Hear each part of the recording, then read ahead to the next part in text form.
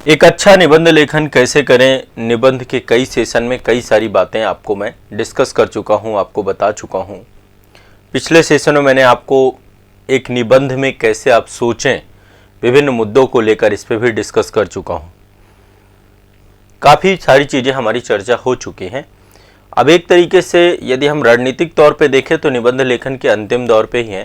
दरअसल सबसे बड़ी की है लिखना, इसीलिए इस प्रोग्राम का नाम भी है जो मैं आंसर राइटिंग का कार्यक्रम लेकर चलता हूँ या निबंध लेखन का, कि लिखना सीखें।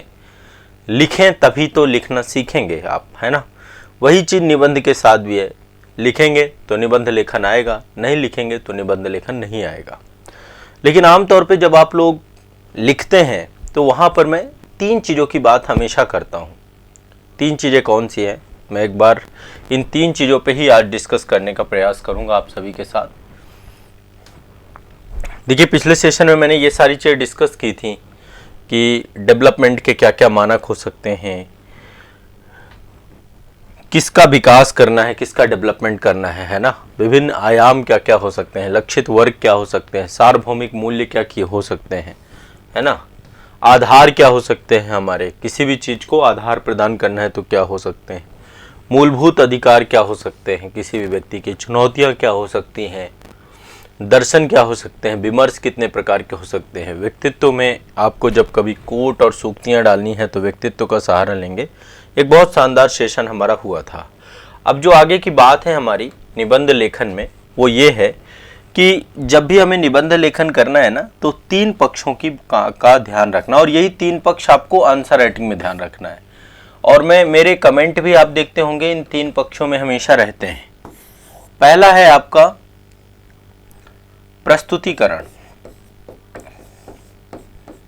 मैं हमेशा कहता हूं अपना प्रस्तुतिकरण सुधारिए, प्रस्तुतिकरण सुधारिए, प्रेजेंटेशन सुधारिए, है ना। दूसरा आपका है कि आपकी लेखन शैली कैसी है, लेखन शैली। इसको हम जो है राइटिंग के तौर पे भी देख सकते हैं कि आपकी राइटिंग कैसी है। आप राइटिंग मतलब देखो, बहुत प्रभाव पड़ता है आपकी राइटिंग का। मतलब इस चीज़ को आप ध्यान रखिएगा, यदि राइटिंग अच्छी नहीं है तो आप मान के चलिए कि बहुत अच्छा भी आपको आता है तो भी उसका प्रभाव कम पड़ेगा। और तीसरी चीज़ मैं हमेशा बात करता हूँ कंटेंट का। कंटेंट, इसी को बोलते हैं विषय वस्तु। इन 3 चीज़ों की बात मैं हमेशा आपसे कहता हूँ कि आपका कंटेंट सही नहीं है, आपका प्रस्तुतिकरण अच्छा नहीं है, आपका लेखन शैली अच्छा नहीं है, तो आखिरकार एग्जामिनर क्या मांगता है, आयोग कैसी लेखन शैली मांगता है, आयोग कैसा प्रस्तुतिकरण आपसे मांगता है। आसान भाषा में एक बात समझाता हूँ, शायद आपको समझ में आ जाए, ठीक है। आसान भाषा में मैं एक बात समझाता हूँ, इससे आपको प्रस्तुतिकरण समझ में आ जाएगा कि प्रस्तुतिकरण का मतलब ये है। मान लीजिए आपके घर में एक भोजन बना है ना, भोजन बहुत ही स्वादिष्ट है, बहुत शानदार भोजन बना है। अब जब भोजन का प्रेजेंटेशन करना है, उस भोजन को परोसना है मेहमानों के सामने। आप देखते हैं घर में कभी मेहमान आते हैं, आप खाएंगे तो आपकी थाली अलग होगी, मेहमानों की थाली अलग होगी। ऐसा नहीं कि उसमें बहुत ज़्यादा व्यंजन बन जाते हैं, वही होता है 2-3 प्रकार का खाना होता है कि दाल बन गई, सब्जी बन गई, रोटी बन गया, चावल बन गया, यही होता है। ज़्यादा से ज़्यादा पापड़ हो सकता है, अचार हो सकता है, सलाद हो सकता है, मिर्च हो सकती है, ये चीज़ें और ऐड होती हैं। अब मुद्दा ये है कि कभी ऐसा कर दें कि जब आप भोजन को परोसें तो पहले दाल डाल दें, फिर चावल डाल दें, चावल के ऊपर रोटी रख दें, है ना, रोटी के ऊपर पापड़ रख दिया, पापड़ के नीचे अचार रख दिया, मतलब अस्त व्यस्त थाली रख दिया। मतलब थाली में आपने भोजन तो बहुत स्वादिष्ट बनाया, लेकिन रखने का तरीका क्या है कि कोई भी चीज़ कहीं पर भी रख दी। कभी बारातों में आप जाते हो तो बारातों में कुछ थाली ऐसे ही लगती है। जब हम बुफे में खड़े होते हैं ना, तो बुफे में आइटम इतने ज़्यादा होते हैं कि हमें समझ में नहीं आता है ना, कि हम क्या क्या खाएं, और कुछ भी कहीं पे भी रखते चले जाते हैं। थाली आप बुफे वाली देखेंगे तो बड़ी अस्त व्यस्त होती है, देखने में बहुत अच्छी नहीं लगेगी क्योंकि आइटम ज़्यादा होते हैं, है ना। अभी धीरे धीरे जब आपका नॉलेज बढ़ेगा ना तो आपके कंटेंट में आपके पास विषय वस्तु बहुत ज़्यादा बढ़ जाएगी, धीरे धीरे बढ़ता है ना। अब घर पे आप देखते हैं कई बार जब मेहमान आते हैं तो बहुत सुव्यवस्थित थाली होती है। 2 कटोरियों में दाल रख दी जाती है, एक तरफ रोटी रख दी जाती है, एक तरफ चावल रख दिए जाते हैं, या चावल अलग से रख दिए जाते हैं, बाद में दिए जाते हैं कि पहले आप इसको खा लीजिए फिर इसको डाल देंगे, है ना। साइड में यहाँ पे अचार रख दिया जाता है, रायता और उसके लिए अलग से कटोरी कर दी जाती है, खीर अलग से परोस दी जाती है। मतलब एक तरीका होता है, वो दिखने में अच्छी लगती है थाली। समझ रहे मेरी बात का।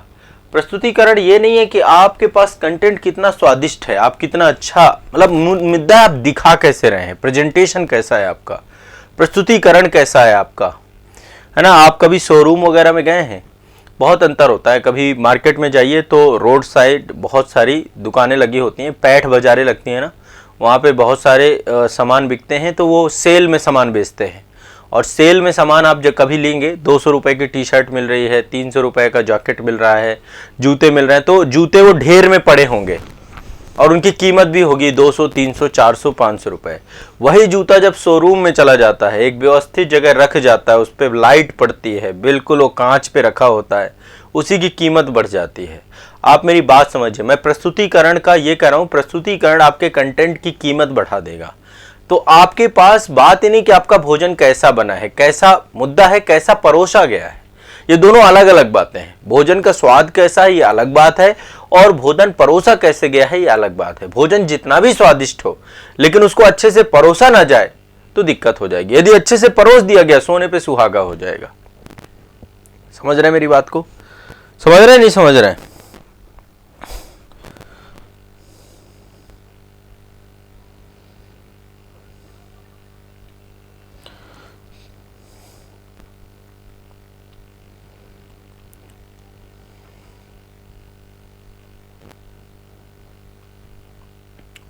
समझ रहे हैं बात को सभी लोग?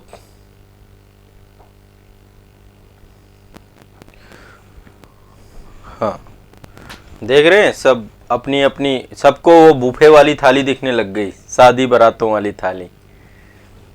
अभी शादी बारातों का माहौल भी चल रहा है।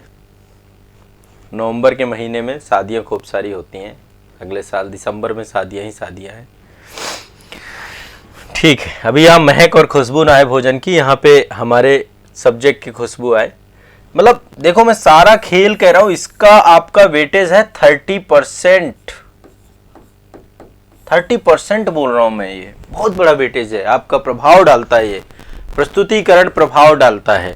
इसका वेटेज सबसे ज्यादा है, इसका वेटेज आपका लगभग मान के चलिए 50% प्लस है इसका वेटेज। 50% मार्क्स तो आपको कंटेंट ही दिलाएगा, समझ रहे हैं। लेकिन उसमें सोने पे सुहागा प्रस्तुतिकरण करेगा। आप बहुत अव्यवस्थित लिख के आ जाएंगे तो फिर कहीं ना कहीं पे एग्जाम में डिस्टर्ब हो जाएगा। और 20% आप इसका वेटेज मान के चलिए लेखन शैली का, आपकी लेखन शैली, इन तीनों का वेटेज है, समझ रहे हैं। तो प्रस्तुतिकरण अच्छा होना चाहिए। अब देखो एक चीज मैं बताऊं, यूपीएससी क्या मांगता है या स्टेट पीसीएस क्या मांगता है, ये जितना मैंने अभी तक समझा है वो है आपकी पठनीय हस्तलिप। पठनीय हस्तलिप,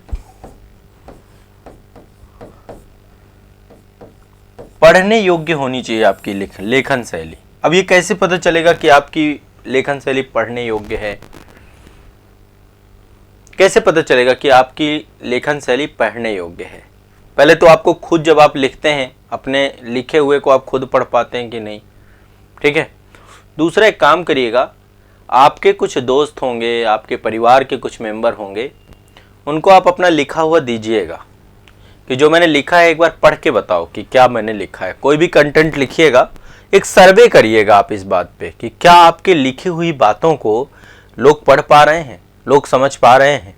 और उनको बोलिएगा कि आप उन्हें, वो मतलब आपकी आलोचना करें इस बात पे। देखो आमतौर पे हम इसी चीज़ से चिढ़ते हैं, आलोचना करने से, लेकिन सर्वे करने में क्या जाता है ना। आप डायरेक्टली आयोग आपको बताए कि भैया आपकी आंसर राइटिंग अच्छी नहीं। मैं तो कई कॉपियों को बोलता हूँ ना कि कॉपी अच्छी नहीं है, अच्छे करो, अभी राइटिंग अच्छी नहीं है, प्रस्तुतिकरण अच्छा नहीं, कई कॉपियों की बहुत सराहना भी करता हूँ मैं। तो आप क्या करो, अपना एक सर्वे कर लो। उस सर्वे में ये मत बताना कि मैं यूपीएससी के लिए ये सर्वे कर रहा हूँ ना, ऐसे ही सामान्यता कि मुझे अपनी राइटिंग अभी अच्छी नहीं लगती है। आप खुद अपनी राइटिंग की बुराई करो। यदि आपकी कितनी भी अच्छी राइटिंग हो, लेकिन इसके बावजूद भी आप, कोई दोस्त है, मित्र है, उससे कहो यार मुझे मेरी राइटिंग अच्छी नहीं लगती। और एक दोस्त से बात नहीं बनेगी, एक पर्सन से क्लियर नहीं हो, क्योंकि हो सकता है उसकी राइटिंग और खराब हो, आपसे खराब हो, तो आपकी राइटिंग उसे अच्छी लगेगी। आप कम से कम 10, 15, 20, 25, 50, 60 और मैं भी जो आपकी कॉपी चेक करता हूं उसमें मैं बताता भी हूं कि आपकी राइटिंग अच्छी है, आपकी राइटिंग अच्छी नहीं है, आप अपनी राइटिंग को सुधारिए, आपके प्रस्तुतिकरण में खराबी है, ये है वो है। तो पहली बात तो पठनीय हस्तलिपि होनी चाहिए, पढ़ने योग्य होना चाहिए। यदि पढ़ नहीं पा रहे हैं ना, है ना, लेजिबल नहीं है ना आपकी राइटिंग, हैंड राइटिंग, तो कोई फायदा नहीं है। ठीक। दूसरा क्या होनी चाहिए, स्पष्ट होनी चाहिए, स्पष्ट होनी चाहिए। थोड़ा सा एक शब्द और यहाँ लिखे दे रहा हूं आपके हैंड राइटिंग के लिए, दर्शनीय होनी चाहिए, देखने योग्य भी होनी चाहिए। ऐसा ना हो कि देखते ही चक्कर आ जाए कि कॉपी है क्या है। अब देखो इससे होगा कि आपको एक फीडबैक आएगा। अब फीडबैक लेना कैसे, फीडबैक पूरा ही लेना, जब लेना मेरे से भी ले सकते हो, कॉपी भेजते हो, मैं वैसे भी देता भी हूं, लेकिन इसके बावजूद भी आप इंटेंशनली ले सकते हो कि सर मेरी कॉपी को बताओ कि इसमें क्या कमियां हैं। तो पठनीय हस्तलिपि आपकी होनी चाहिए। और इसमें फीडबैक क्या लेना कि जैसे किसी को, जैसे कोई पढ़ रहा है, पढ़ते पढ़ते आपके वो किसी अक्षर में अटक गया है ना, तो उसको कोई एक, देखो आपकी राइटिंग में ऐसा नहीं कि सारे अक्षर खराब है, का से लेके ज्ञा तक, देखो पूरा खेल किसका है, का से लेके ज्ञा तक का है। ठीक है, इसमें वर्णमाला जो आपकी है टोटल आ से लेके आहा तक का है। ठीक है, ये आपके स्वर हैं और ये आपके व्यंजन हैं। इसमें से कुछ वर्ड, कुछ शब्द आपके गड़बड़ होंगे, कुछ वर्ण गड़बड़ होंगे, कुछ आपके वर्ण, कुछ अक्षर आपके गड़बड़ होंगे, कुछ अक्षर आपके गड़बड़ होंगे, कुछ हो सकता है स्वर आपके गड़बड़ हो, कुछ स्वर की मात्रा आप गड़बड़ लगाते हो। ठीक है, तो आप उनका फीडबैक लीजिए कि आपको कौन से शब्द को पढ़ने में दिक्कत आ रही है, उसमें टिक मार दीजिए। और बहुत ज्यादा खींचिएगा मत, वो थोड़ा सा पढ़ के तुरंत बता देगा कि अच्छा यहाँ पे गड़बड़ है। तो आपको क्या होगा, देखो ऐसे कभी काम किया नहीं गया, कहीं आपके स्कूलों में काम किया जाता तो शायद बहुत शानदार हो जाता। तो आपको क्या करना है, एक फीडबैक लेना है कि आपके कौन से वर्ण, कौन से अक्षर में कमी है। खुद भी आपको पता होता है कि यार ये अक्षर मैं अभी सही नहीं बना रहा हूं, बस उतने में काम कर लीजिए, उसको आप देना चालू करिए आधा घंटा, 1 महीने बाद आप देखिएगा वो अक्षर आपका सही हो जाएगा। केवल एक अक्षर, 2 अक्षर, 3 अक्षर, 4 अक्षर, सभी पे ध्यान रखना। हाँ, घर पे देखो आपकी माँ है, अपनी माँ को दिखा सकते हैं आप राइटिंग, माँ से बढ़िया फीडबैक कोई नहीं दे सकता, वो आपको बढ़िया फीडबैक दे। आपके फादर बहुत अच्छा फीडबैक दे सकते हैं, आपके भाई बहन भी बहुत अच्छा फीडबैक दे सकते हैं। जितना निगेटिव फीडबैक दे उतना खुश होइएगा, उससे क्या होगा आपको पता चलेगा, कमियां पता चलेंगी। ठीक है, और यदि कोई बहुत अच्छा फीडबैक दे रहा है तो ठीक है, मतलब और भी सुधार करने के जितने मानक आपको मिल सके ना उसमें सुधारिए। और पर डे कुछ नहीं करना है आपको, पर डे आधे घंटे, हाफ आवर देना है, बस सिर्फ 30 मिनट देना है पर डे का, 30 मिनट, 30 मिनट। यहाँ पे मैंने कई बच्चों को फीडबैक के लिए बोला था और बहुत सारे बच्चों ने काम किया उस पे, मतलब एक एक अक्षर पे काम किया, एक एक वर्ण पे काम किया। ऑफलाइन में भी कई बच्चों को मैं फीडबैक जब देता हूँ तो वो एक एक अक्षर पे काम करके आते हैं, कई बार मुझसे चेक कराते हैं। एक स्टूडेंट थे मेरे, अभी तो इस समय मनरेगा में अधिकारी हैं वो, तो उनकी राइटिंग बहुत खराब थी, मतलब आप सोच नहीं सकते। मुझे लगता था यार ये सिविल सर्विसेज कभी नहीं कर पाएगा, हो ही नहीं पाएगा, इसका सिलेक्शन सिविल सर्विसेज छोड़ो किसी में नहीं हो पाएगा। लेकिन अल्टीमेट उसने सुधार किया। उसके साथ हुआ क्या था, उस बच्चे के साथ, मैं नाम नहीं लूंगा देखो यहाँ पे किसी का, नहीं तो आप लोग जानते बहुत होंगे क्योंकि क्लास में मैंने बहुत जिक्र किया है। उस बच्चे के साथ क्या होता, उसका हाथ फ्रैक्चर हो गया था, दाहिना हाथ ही फ्रैक्चर हो गया था, तो उसने हाथ चेंज कर दिया, लेफ्ट से लिखने लगा। अब लेफ्ट से लिखने के कारण से उसकी स्पीड भी रुक गई और उसको मतलब, और फिर उतनी गति से कभी काम कर नहीं पाया। तो जब मेरे पास आया और मतलब पढ़ता था वो बच्चा, तो मैंने उसको बहुत समझाने का प्रयास किया कि देखो बेटा कोई फायदा नहीं है, या तो तुम इस एग्जाम को छोड़ दो और या तो इसकी रिक्वायरमेंट है कि आपको लिखना बहुत पड़ेगा। तो पहले ऑफलाइन क्लास में भी इतना स्पीड में मैं लिखवाता हूँ। अच्छा, आप लोगों को गुस्सा बहुत आती होगी जो ऑनलाइन वाले बच्चे हैं, हो सकता है शुरू में जब ज्वाइन करें तो ज्वाइन करने के बाद आपको गुस्सा है कि यार सर इतना गति में क्यों लिखवाते हैं, इतना गति में तो कोई नहीं लिखवाता, इतना गति में लिखवाना भी नहीं चाहिए। अच्छा, बहुत सारे लोगों की शिकायत भी आती है इसको लेकर के कि आप स्पीड में बहुत लिखवाते हैं। दरअसल इसी को न्याय कहते हैं। यदि मैं आपको गति में ना लिखवाऊं ना तो मैं आपके साथ अनजस्टिस कर दूं। कौन लिखवाएगा फिर आपको गति में, कैसे लिख पाओगे गति में? गति तो आपके एग्जाम की डिमांड क्या है, स्पीड होना चाहिए आप में। दरअसल एक आईएएस अधिकारी के जीवन में या पीसीएस अधिकारी के जीवन में गति का बहुत महत्व है। बहुत फास्ट होना चाहिए वो व्यक्ति, आपको उसके डिसीजंस फास्ट होने चाहिए, काम करने की पावर बहुत, वो ऐसा नहीं होना चाहिए है ना, हर चीज में फास्ट होना चाहिए। तो जब लिखने में आप फास्ट होते हैं ना, आप समझिए आप लाइफ में बहुत फास्ट व्यक्ति हैं, स्लो व्यक्ति नहीं। आपका दिमाग बहुत तेजी से चलता है, आपके विचार बहुत तेजी से चलते हैं, आप निर्णय बहुत तेजी से ले पाते हैं, क्योंकि परिस्थितियां ऐसी होती हैं उनको हैंडल करने में, और इतना बड़ा स्टाफ हैंडल करने में आपके अंदर की ये योग्यता बहुत जरूरी है। मतलब एक लिथार्जिक व्यक्ति नहीं चाहिए प्रशासन में। तो आयोग ने, नहीं तो आयोग क्या करता, थोड़ा सा कम शब्द सीमा डाल देता। क्यों इतना बड़ा सीन क्रिएट किया मेंस में? उसको पता है 4000 शब्द लिखवा रहा हूं मैं, छोटी मोटी बात नहीं लिखवा रहा हूं, लेकिन उसको पता है इस 4000 शब्द में मैं इस व्यक्ति के अंदर स्पीड डाल दूंगा, गति डाल दूंगा। तो स्पीड बहुत बड़ी डिमांड है। तो इस कारण से मैं क्या करता हूं, जब मैं आप लोगों को लिखवाता हूं, बोलता हूं, तो मैं बहुत स्पीड से बोलता हूं, बहुत स्पीड से लिखवाता हूं। तो कहीं ना कहीं पे ऐसा नहीं है, मेरे विचार आप कभी, अच्छा मुझे आप सुनते हैं तो आपको एक आइडिया लगता होगा कि सर के थॉट्स बहुत क्लियर है। मैं कोई भी चीज बोलता हूं ना तो बहुत क्लियरिटी के साथ बोलता हूं। एक थॉट क्लियर, दूसरा फिर अगला सेंटेंस, आप सेंटेंस वाइज मुझको आप कैटेगरीफाइज कर सकते हैं। मैं चाहे कितना स्पीड में बोलूं, पर मेरे थॉट्स सबको समझ में आएंगे, एक एक बात समझ में आएगी आपकी। तो बोलने में भी स्पष्टता होनी चाहिए आपके, इसी को कम्युनिकेशन स्किल कहते हैं। ऐसे आपके लेखन में आपको दिखना चाहिए। आप बहुत गति से लिखें, मेरी भी स्पीड बहुत अच्छी है, लिखते समय बहुत गति में लिखता हूं और बहुत स्पष्टता के साथ लिखता हूं। तो मैंने इसमें काम किया है, आप भी काम करोगे आपके साथ भी हो जाएगा। मैं आपको शुरुआती दौर पे बताता हूं, क्योंकि शुरुआती मैं पहले साइंस का स्टूडेंट था। तो साइंस के बच्चों के साथ है क्या कि फिजिक्स में डेरिवेशंस होते हैं, मैथ होती है तो मैथ के कैलकुलेशंस होते हैं, फिर और केमिस्ट्री में ज़्यादा से ज़्यादा बहुत सारे रिएक्शन होते हैं, अभिक्रियाएं होती हैं, उन पे हम काम करते हैं। ज़्यादा रटने वाली चीज़ें, कुछ जैसे फार्मूला रट रहे हैं या फिर, तो रटने वाली चीज़ें भी होती हैं। तो मेरा लिखने में इतना रुझान नहीं था, जितना आर्ट्स का बच्चा लिखता है उतना साइंस का बच्चा कम लिखता है। वो शॉर्टकट वाला मेथड ज़्यादा रहता है, और लिखेगा भी तो शॉर्टकट में। मैथ है तो शॉर्टकट में सॉल्व कर दिया, ये डेरिवेशंस है शॉर्टकट में निकल गया, फिजिक्स में भी है तो कोई भी चीज़ है तो वो मतलब शॉर्टकट वाला मेथड। ऐसे नहीं कि सेंटेंस, पैराग्राफ, एक पैराग्राफ, दो पैराग्राफ। तो जब मैं सिविल सर्विसेज की तैयारी में आया तो मेरे लिए बड़ा चैलेंजिंग था, खासकर स्पीड पे काम करना। लेकिन मेरे साथ क्या था, एक हमारे मित्र थे, हम 2 लोग थे, और दोनों हम बहुत मेहनत करते थे। मतलब हम क्या करते थे, पर डे 2 क्वेश्चन हमें मिनिमम लिखना है, इससे नहीं, और दोनों लिखते थे। वो एक, मतलब जैसे वो एक क्वेश्चन लेकर के आते थे, एक क्वेश्चन मैं लेकर के जाता था, और दोनों उस क्वेश्चन को लिखते थे। अब जब दोनों लिखते थे, लिखने के बाद एक दूसरे की कॉपी का मूल्यांकन करते थे। तो ये जब हमने प्रक्रिया चालू की तो शुरुआत में मेरी स्पीड बहुत कम थी। मतलब मैं बहुत ज्यादा इस चीज पे खींचता भी हूँ कि यार स्पीड इतनी ज्यादा कम है, कैसे हो पाएगा। फिर क्या हुआ कि स्पीड बढ़ाने के लिए मैंने काम क्या किया, मैं आपको एक काम बता रहा हूँ। एक तो पहली बात, मैं बहुत सारा 90% काम आपके बैच में कराता हूँ, लेकिन मैंने जो किया मैं आपको बताता हूँ। उस समय 8:45 पे शायद AIR FM गोल्ड की वो आती है, न्यूज़ बुलेटिन आती थी। अभी मुझे नहीं पता एग्जैक्टली, क्योंकि काफ़ी समय से मैं सुनता नहीं हूँ इसको।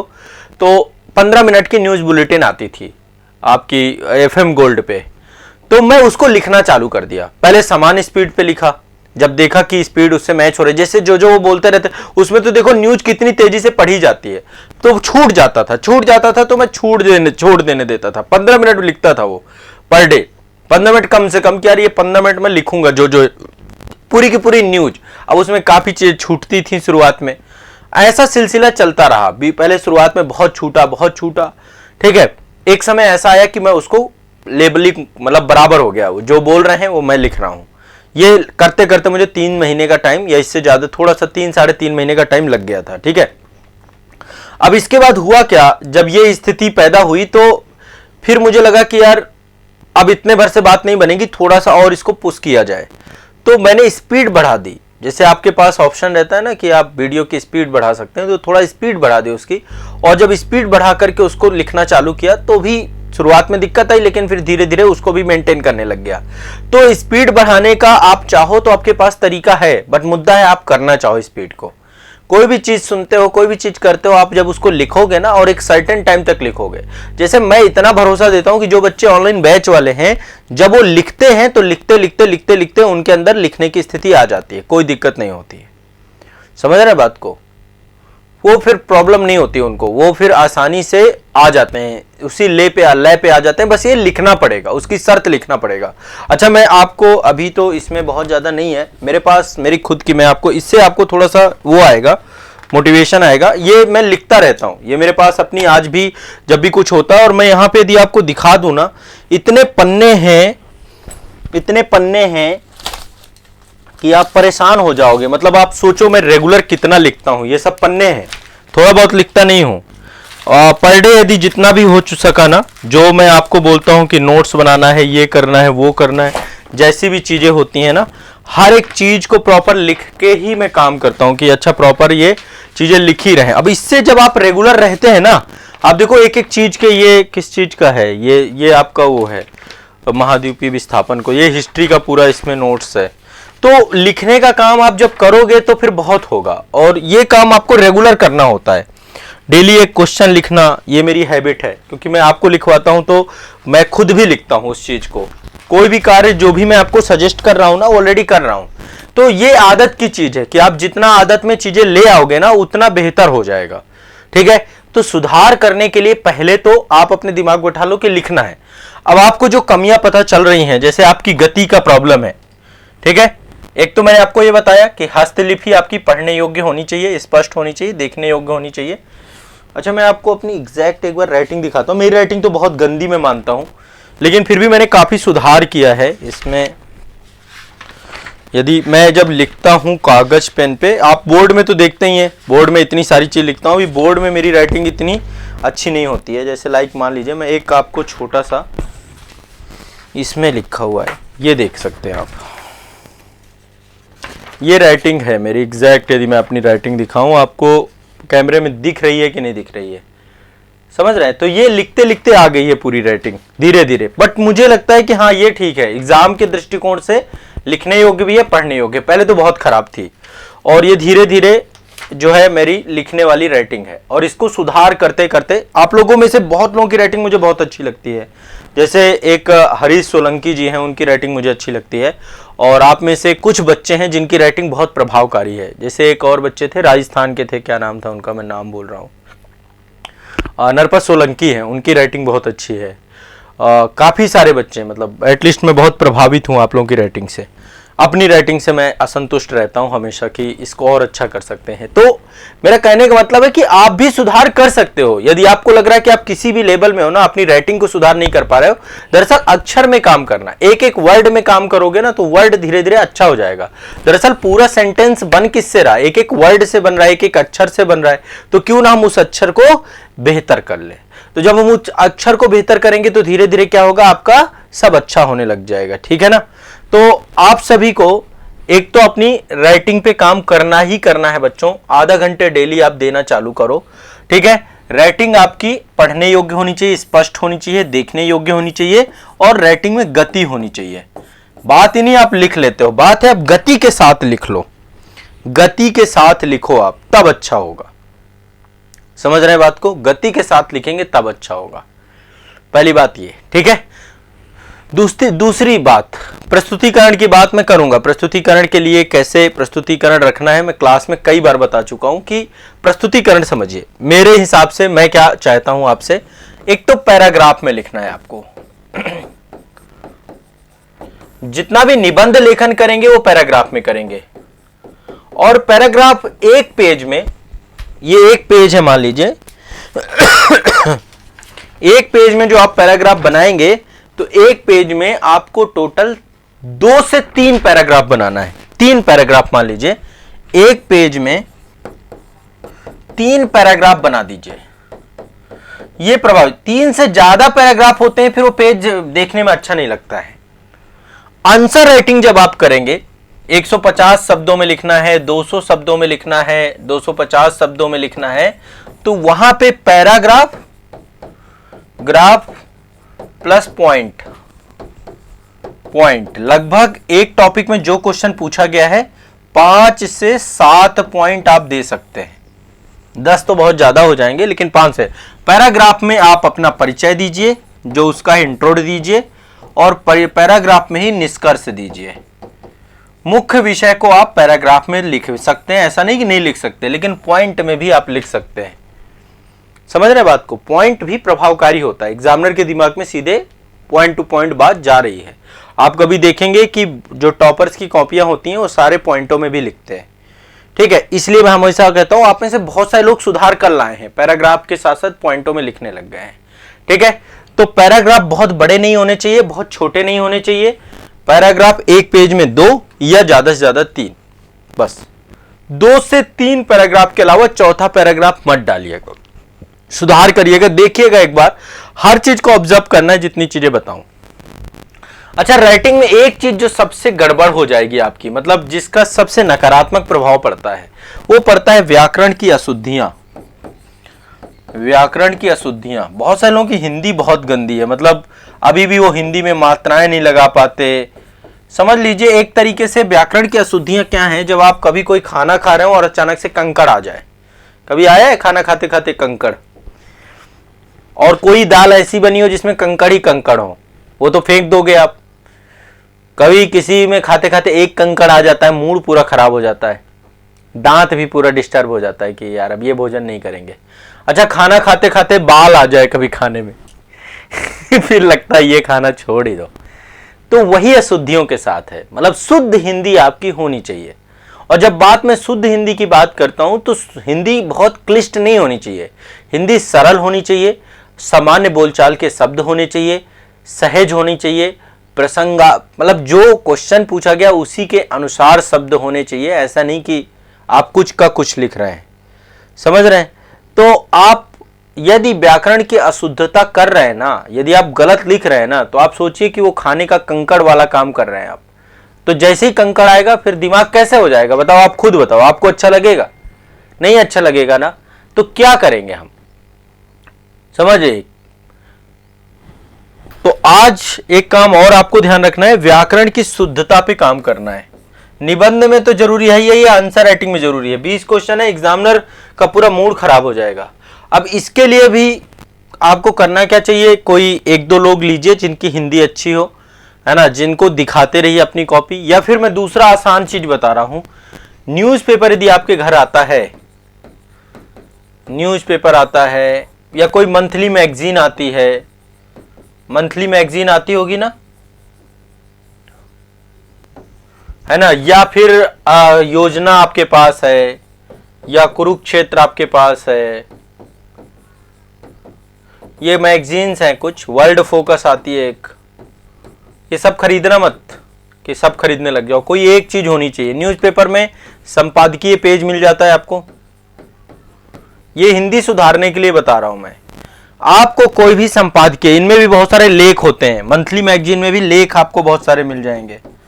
न्यूज़पेपर में संपादकीय पेज मिलता है, इनमें भी लेख होते हैं, बहुत सारे लेख होते हैं।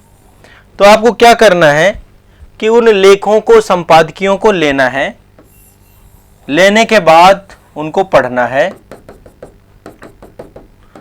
लेने के बाद उनको क्या करना है, आपको पढ़ना है।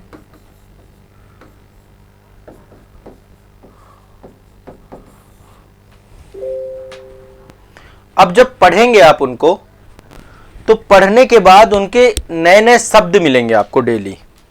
जैसे कि कोई भी संपादकीय आप पढ़ेंगे तो उसमें कई सारे शब्द मिलेंगे जो शब्द आपने कभी सुने नहीं होंगे हिंदी में। अब आप एक लिस्ट बनाइए, डेली 5 शब्द पर डे आप कलेक्ट करना चालू करिए, एक लिस्ट बनाइए। जैसे कि मान लो लेख आपका इजराइल हमास अभी चल रहा है मुद्दा, तो अंतर्राष्ट्रीय संबंधों से लिखा हुआ लेख है, तो उसमें कई सारे शब्द प्रयोग किए जाएंगे जो कि आईआर से जुड़े होंगे, अंतर्राष्ट्रीय संबंध से जुड़े होंगे, है ना। कई सारे शब्द हो सकते हैं जो पॉलिटी से जुड़े हो सकते हैं, जैसे मान लीजिए कोई संसद के सत्र पे लेख आया है, कोई लेख आपका इंटरनल सिक्योरिटी से जुड़ा हुआ है, कोई लेख हिस्ट्री से जुड़ा हुआ है ना। कई प्रकार के लेख आते रहते हैं पर डे। बेहतर इसीलिए न्यूज़पेपर को मैं ज्यादा मानता हूँ, कम से कम एक न्यूज़पेपर तो हिंदी का लगवा ही लीजिए। दैनिक जागरण राष्ट्रीय संस्करण बेस्ट न्यूज़पेपर है, दैनिक जागरण का राष्ट्रीय संस्करण आप लोग ले सकते हैं जिनकी हिंदी खराब है, ठीक है।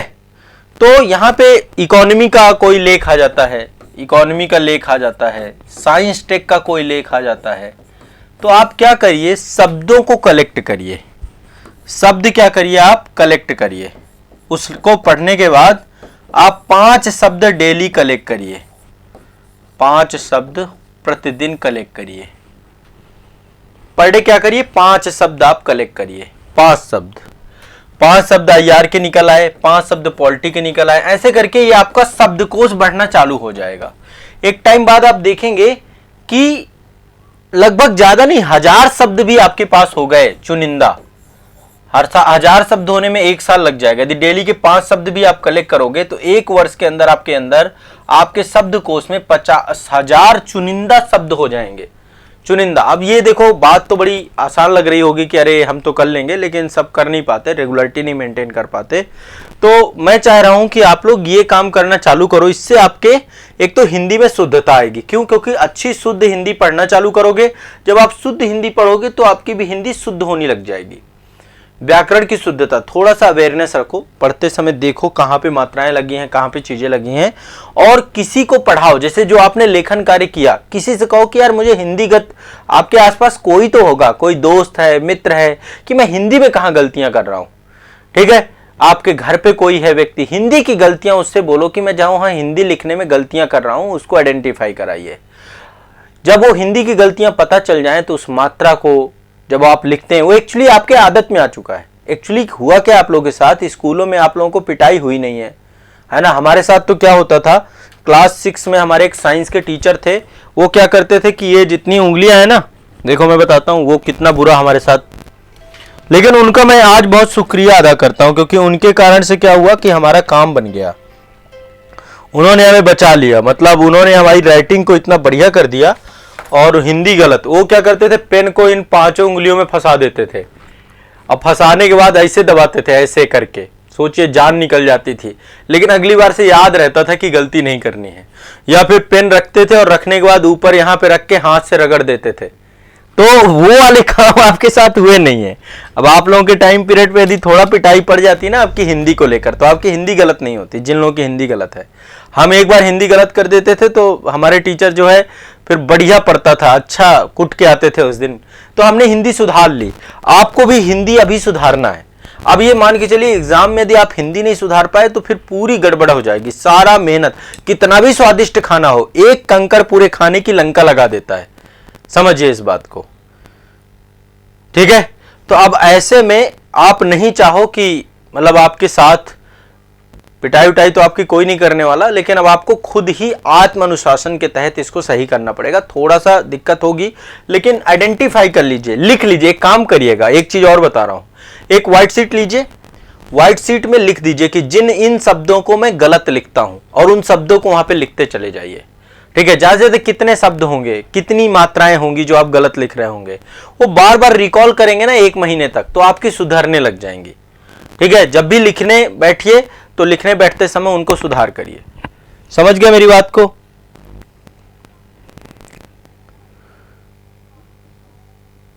गलतियां नहीं करनी है, बस किसी को भी गलती नहीं करेंगे। गलती करने से फिर हिंदी की अशुद्धता। अब देखो यहां पे मैं 3 टास्क आपको दे रहा हूं। पहला टास्क आज जो दे रहा हूं कि एक आदत डालो न्यूज़पेपर वाली। हो पाएगा क्या? न्यूज़पेपर हो सकता है आप में से बहुत सारे लोग मंगवा ना पाए, तो न्यूज़पेपर ऑनलाइन भी मिल जाता है। आप ऑनलाइन किसी भी उसमें जाके केवल संपादकीय पेज पढ़ेंगे। मतलब फिर ऑनलाइन में यही है कि डाइवर्ट ना हो, संपादकीय तक रहें सीमित। संपादकीय पढ़ें, और संपादकीय पढ़ने के बाद आप 5 शब्द निकालें डेली। निकाल लेंगे क्या आप लोग? 5 शब्द पर डे।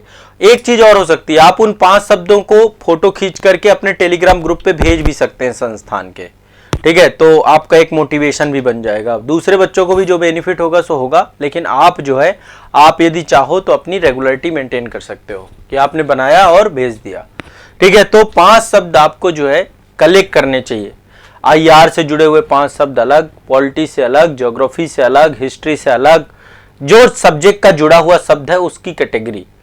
ठीक है, तो इससे क्या होगा, आपकी शब्दकोश अच्छा होता जाएगा, आपका वोकैबुलरी अच्छा होता जाएगा। हम इंग्लिश की वोकैबुलरी अच्छी करते हैं ना, वैसे हिंदी की भी वोकैबुलरी है। जब तक हम ये अच्छी नहीं करेंगे तो फिर आप हिंदी कैसे अच्छी लिख पाओगे, कैसे अच्छी बोल पाओगे। तो एक टास्क आपको आज ये दे रहा हूं। ठीक है, पहली चीज ये। दूसरा, व्याकरण की अशुद्धता आप में से बहुत सारे बच्चों को है, आप व्याकरण की अशुद्धता पे काम करिएगा, हैंड राइटिंग पे काम करिएगा। ये 3 चीजें आपको करना है, करना काम। हैंड राइटिंग के लिए अब एक सर्वे करवा लीजिए आप लोगों से कि कहां पे गलत। अच्छा, हैंड राइटिंग में 2 चीज जरूर देखना है। ऐसा नहीं होगा कि ऑटोमेटिक आप छापने लग जाओगे, है ना, वो नहीं हो पाएगा। अब आप हैंड राइटिंग, एक तो जैसे दूर दूर आप लिख रहे हैं कि नहीं, कुछ बच्चे बहुत कंजेस्टेड लिख देते हैं। आपको दूर दूर लिखना चाहिए, दूर दूर लिखना चाहिए। दूर दूर का मतलब क्या है, औसत, मतलब ये नहीं कि एक शब्द यहां लिखा हो एक शब्द यहां। मान लीजिए ये लाइन है आपकी, इस लाइन पे लिख रहे हैं आप, तो टोटल 7 शब्द मैक्सिमम आने चाहिए इसमें। मैक्सिमम मैं बता रहा हूं 7 शब्द, 6 भी चलेगा, ठीक है, बट 5 तो बहुत कम हो जाएंगे। 6 से 7 शब्द में एक है आपका। अब आप एक बार गिनिएगा कि आपके कितने आते हैं। जैसे एग्जैक्टली मैं अपनी बताऊं तो 1 2 3 4 5 6 7, 7 ही आते हैं मेरे। तो आप लोग भी देखिएगा कि आपके कितने आते हैं, ठीक है। तो 7 शब्द एक लाइन में दूर दूर लिखना है, बीच में डिस्टेंस मेंटेन करना है। यह प्रस्तुतिकरण का भी हिस्सा है कि जब आप लिखेंगे तो लिखने के बीच में एक डिस्टेंस होना चाहिए और प्रॉपर डिस्टेंस बना रहना चाहिए। काफी लोगों की कॉपी आप देखेंगे तो कुछ लोगों ने ये कार्य किया है और मेंटेन करके ले गए। जैसे यहाँ पे काफी बच्चे हैं, आप लोग एक बार ग्रुप में, अपने आंसर राइटिंग वाले ग्रुप में देखेंगे, कुछ लोगों की कॉपियों की जो विशेषता है वो क्या करते हैं, एक प्रॉपर डिस्टेंस मेंटेन करते हैं। उनकी ऐसी नहीं कि राइटिंग बहुत अच्छी है, पर उन्होंने एक औसत डिस्टेंस में, किसी का डिस्टेंस कई बार क्या होता है ना, गड़बड़ाता है, तो उससे कॉपी फिर खराब हो जाती है। तो ये जरूर ध्यान रखिएगा। और शब्द का एक आकार भी देखिए कि आपका शब्द कितने आकार में बन रहा है। ऐसा नहीं बहुत छोटा है, ऐसा नहीं बहुत बड़ा है, ये भी ध्यान रखिएगा। समझ पा रहे हैं आप? क्लियर है, नहीं क्लियर है? आंसर राइटिंग के लिए ब्लू पेन ही रखना है, नॉर्मल ब्लू पेन जो भी आप करते हैं, इसके लिए कोई ऐसा थोड़ा ना अलग से पेन खरीद के लाएंगे। कोई भी नॉर्मल जो भी पेन से आपका हाथ सेट हो जाए, ब्लू पेन यूज कर लीजिए, है ना। को आप लोगों के होते हैं ना भाई इस कंपनी का पेन हमारा ज्यादा सही आता है, वो तो आपके हाथ में कौन सा पेन सेट है आप उस पेन को यूज करेंगे। मैं कोई यहाँ पे पेन का एडवर्टीजमेंट नहीं करूंगा, सारे पेन अच्छे होते हैं, पेन में कोई कमी नहीं होती है। दिक्कत आपकी होती है, कोई कहता है मैं जेल से लिखता हूँ, आप जेल से लिखो, कोई कहता है मैं नॉर्मल पेन से लिखता हूँ, नॉर्मल पेन से लिखो, है ना। तो ये 2-3 काम अभी मैं आपको टास्क के तौर पे दे रहा हूं और ये सारे इंपॉर्टेंट काम हैं।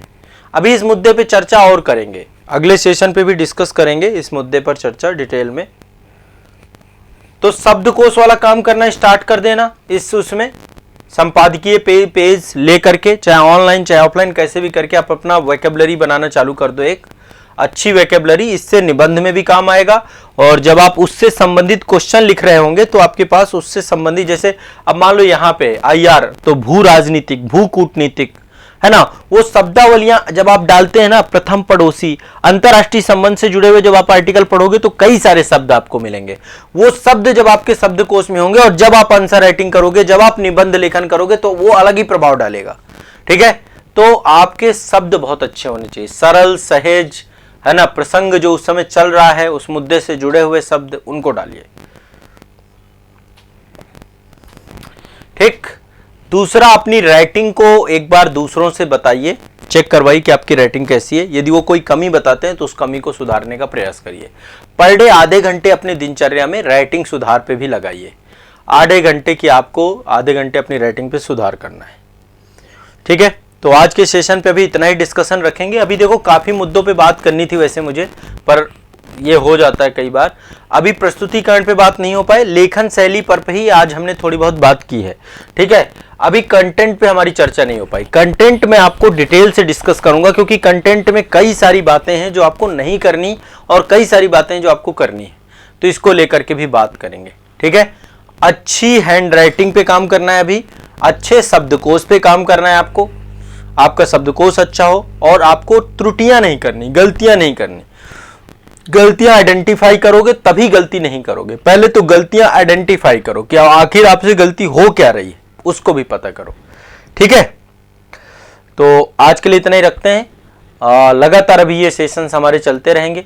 नेक्स्ट सेशन पे आपको इसके आगे लेकर के चलूंगा, उसमें भी हम जो है हैंड राइटिंग पे भी बात करेंगे। हैंड राइटिंग, तब तक आप कुछ काम करके रखना, ऐसा ना रहे कोई काम नहीं किया आपने। डेली करो, आधे घंटे देखो, 1 महीने बाद चमत्कार हो जाएगा आपका। आपकी राइटिंग भी अच्छी हो जाएगी। आपका प्रेजेंटेशन में बताऊंगा, प्रस्तुतिकरण वैसे मैंने बताया कि आपको पैराग्राफ में लिखना है, पैराग्राफ हो गया, पॉइंट हो गया, उन पे लिखना है। मैं कुछ आपको अच्छी कॉपियां भी दिखाऊंगा कि कैसे लिखते हैं लोग, कैसे टॉपर लिख रहे हैं। ऐसा लिखना है जिसमें बस हमारा सिलेक्शन हो जाए। इतना ना, तो ऐसा नहीं होगा कि रातों रात आपका शब्द बदल जाएगा, लेकिन हम सुधार कर सकते हैं, ठीक है। ठीक, हाँ, ओवर कंटेंट में बिल्कुल मार्क्स आपके कटते हैं यदि आप ज्यादा, और नंबर तो मिलना ही नहीं है ओवर कंटेंट में, फायदा है नहीं। मैं आपको बताया यूपीएससी में निगेटिव मार्किंग होती है मेंस में, ठीक है। मैंने पिछली बार एक बार कॉपियां भी दिखाई थी आपको बच्चों की कि मेंस की कॉपियां देखिए, इनमें -20 मार्क्स, और वो क्यों है, मेंस के नंबर में निगेटिव मार्किंग रहती है। और उसके पीछे का कारण यही है कि जब आप शब्द सीमा क्रॉस कर देते हैं, जब आप मतलब जो नियम बनाए गए हैं उनको आप अनुपालन नहीं करते तब, ठीक है। चलिए मिलते हैं नेक्स्ट सेशन में, तब तक के लिए शुक्रिया, धन्यवाद। अपना ध्यान रखिए, खूब मेहनत करिए, खूब परिश्रम करिए बच्चों, इसी तरीके से मस्त रहिए, पढ़ते रहिए।